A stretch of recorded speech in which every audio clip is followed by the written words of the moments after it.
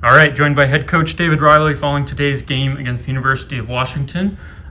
Please let me know if you have a question and we'll get going. Coach, just general thoughts on the game and we'll open up to questions. Yeah, it's a tough one to finish out like that. This game we thought we should win going into it. Thought we had a good game plan, but unfortunately I thought Washington did a good job defending, pressuring us, kind of getting us off rhythm. We're not going to win a game when you have 22 turnovers, and I thought we finished a little bit not strong enough at the rim. I think that's something that we got to do a better job of is making them pay when we have a size advantage in there and being a little more physical. Greg? Yeah, I mean, you kind of touched on it, 22 turnovers, 6 of 20 from 3. You mentioned some of their ball pressure. What were some of the main issues on offense, and how much of it had to do with some of their ball pressure? It's something you got to go watch the film on. Like their ball pressure obviously bothered us. I think we maybe didn't have the right mindset. I didn't feel like we were in a triple threat position a lot. I kind of thought we were kind of playing with the ball above our head and just casual a few times. No ball fakes, a little loose with the ball. And so I think when you have that, it kind of spirals early in the game, and we just never got a hold of kind of making those simple plays. Isaiah would dunk on Osabor in the second half. I think that put you guys within 9, then gets teed up, and they put it back to 11. What was your read on that play, and is that something you kind of got on Isaiah for at all?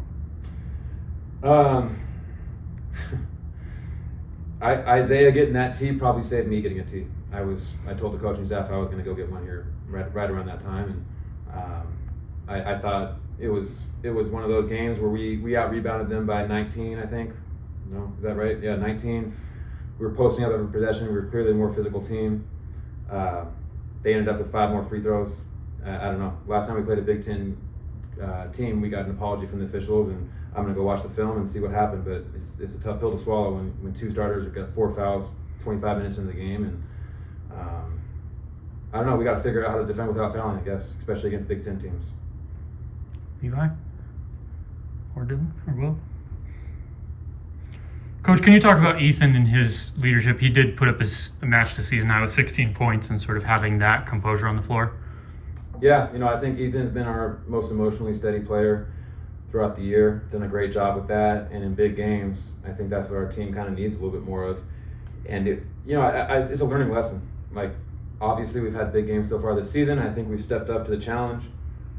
But when you get in these moments, you got to rely more on your work and what you've done every game, and make simple plays and not do anything out of the ordinary, good or bad necessarily. And I think he did a good job trying to do that, and I think we just got to learn, and hopefully the next big game we've got where the emotions are running high early on, we've learned how to control that a little bit better. You mentioned almost getting a tee. What were you kind of most frustrated by in that way? Oh, I don't know. I just felt like it was one of those games where something needed to change, and that might be a good momentum thing. I've done it every once in a while, and it just felt like we needed to mix things up, and Isaiah got ahead of it for me. Just 5 bench points tonight. In your mind, like, how much of an issue is that? How can you kind of establish a little more depth?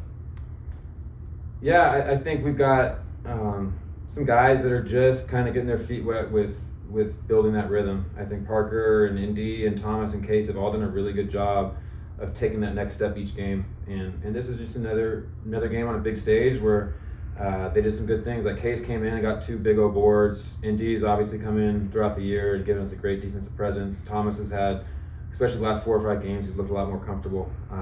And Parker too. Parker's given us good minutes and being solid, and I feel like he's getting better every single day. So they may not have contributed much with points, I guess 5 points, but they've gotten more comfortable, and they're great scorers. I think the points will come.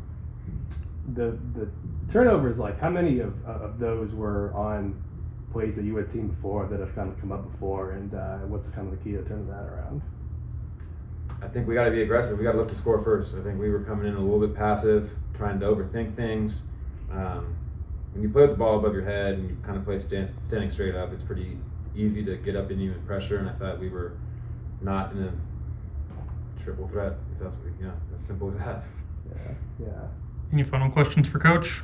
Yeah, I got one. Coach, just the 2 steals tonight, but it felt like there was a few more steals that you guys had that got taken away by the whistles.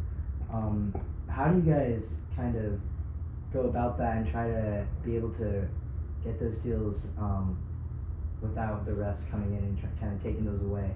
What's the strategy there? Again, I need to go watch the film. I want to make sure that that's what I'm seeing live is the same as what what's going to be on the film. Sometimes it's just a little bit of a toughness factor. You go think back to that Boise State game. All the loose balls were ours. Every 50-50 ball, I mean, it was more like an 80-20 ball for us.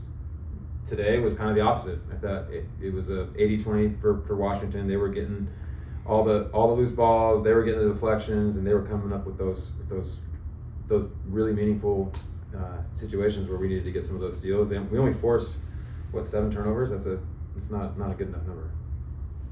I'm just curious about this, like the dynamic of playing without Milan and Dane for most of the game because they were in foul trouble. Like, what did you make of those stretches? And I guess is that like how do you kind of manage those guys being out in those stretches? It's tough. We haven't been put in that situation this year since we've been a little more shorthanded to lose.